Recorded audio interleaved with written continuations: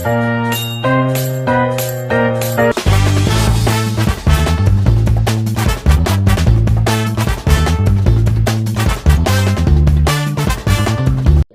assalamualaikum warahmatullahi wabarakatuh.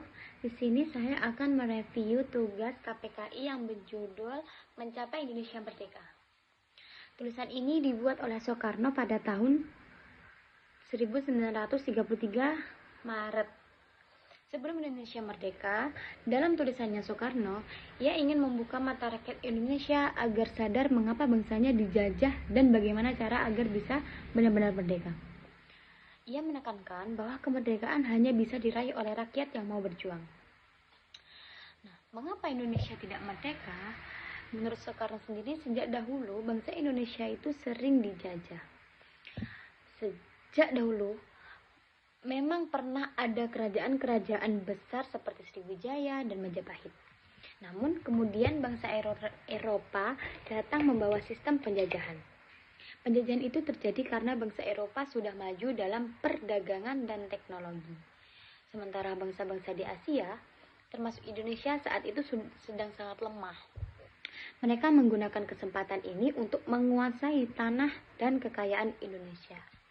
Soekarno menjelaskan bahwa penyebab utama Indonesia tidak merdeka adalah karena sistem kapitalisme dan imperialisme Barat yang memeras kekayaan rakyat demi keuntungan mereka sendiri.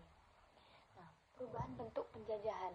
Awalnya itu, penjajahan dilakukan secara kasar dengan kekerasan, kerja paksa, dan monopoli. Inilah yang disebut imperialisme tua. Contohnya, masa VOC dan kultur stel-sel tanam paksa. Namun, setelah itu, munculnya imperialisme modern, yaitu penjajahan yang lebih halus tetapi tetap menindas.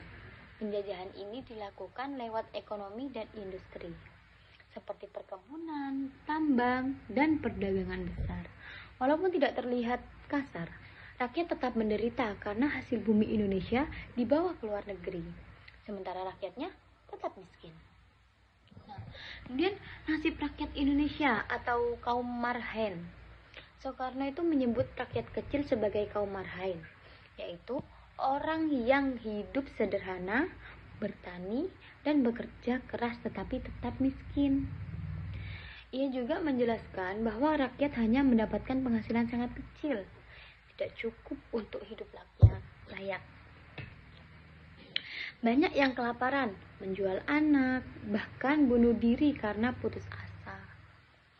Sementara itu, bangsa penjajah hidup mewah dengan hasil kerja dan kekayaan Indonesia. Jadi, meskipun Indonesia kaya, rakyatnya tetap sengsara karena hasilnya diambil oleh orang asing atau dicuri orang asing dan dibawa ke luar negeri gitu. Kemudian, akibat penjajahan, Soekarno itu menjelaskan bahwa penderitaan rakyat bukan hanya secara lahir, tetapi juga secara batin. Rakyat menjadi takut, menjadi penakut, dan tidak percaya diri, dan mereka merasa rendah dibanding bangsa asing. Penjajah itu menanamkan pikiran bahwa orang Indonesia bodoh dan tidak mampu memerintah dirinya sendiri.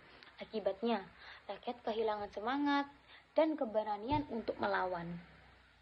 Selain itu, rakyat juga tidak memiliki hak-hak dasar, tidak boleh berserikat, tidak boleh mengkritik, dan harus membayar pajak tinggi.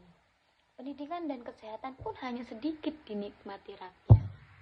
Nah, kesadaran untuk bangkit. Walau begitu, Soekarno percaya bahwa kesadaran rakyat mulai tumbuh. Ia menggambarkan keadaan itu seperti fajar yang mulai menyingsing di timur. Tanda bahwa semangat perjuangan mulai muncul kembali. Rakyat mulai sadar bahwa mereka hidup tertindas dan mulai bangkit untuk memperjuangkan nasibnya. Soekarno menegaskan bahwa perjuangan tidak cukup hanya dengan mengeluh, tapi harus dilakukan dengan tekad, keberanian, dan kerjasama. Kemudian pentingnya persatuan dan organisasi. Agar perjuangan berhasil, Soekarno menekankan pentingnya organisasi atau partai politik. Menurutnya, perjuangan rakyat tidak boleh dilakukan secara terpisah-pisah. Harus ada wadah yang menyatukan rakyat dan memberi arah perjuangan yang jelas. Tujuan perjuangan bukan hanya memperbaiki hal-hal sekecil seperti upah atau pajak, tetapi menghapus sistem penjajahan dan ketidakadilan, serta membangun masyarakat yang adil, makmur, dan setara bagi semua kesimpulan. Nah, semua itu agar setara bagi semuanya. Lanjut. Nah, Soekarno menutup tulisannya dengan ajakan agar rakyat Indonesia sadar akan penderitaannya, bersatu dan berani melawan penjajahan, berjuang melalui organisasi yang kuat dan terarah. Ia menegaskan bahwa kemerdekaan sejati bukan hanya bebas dari Belanda, tetapi juga bebas dari penindasan ekonomi dan kebodohan. Seperti kata Soekarno, fajar telah menyingsing, sambutlah fajar itu dengan kesadaran, dan kamu akan segera melihat matahari terbit. Artinya, jika rakyat sadar dan bersatu, maka kemerdekaan Indonesia pasti akan terwujud. Untuk mencapai kemerdekaan sejati, rakyat harus bersatu, berani, dan berorganisasi dalam partai yang memperjuangkan keadilan dan menghapus sistem penjajahan.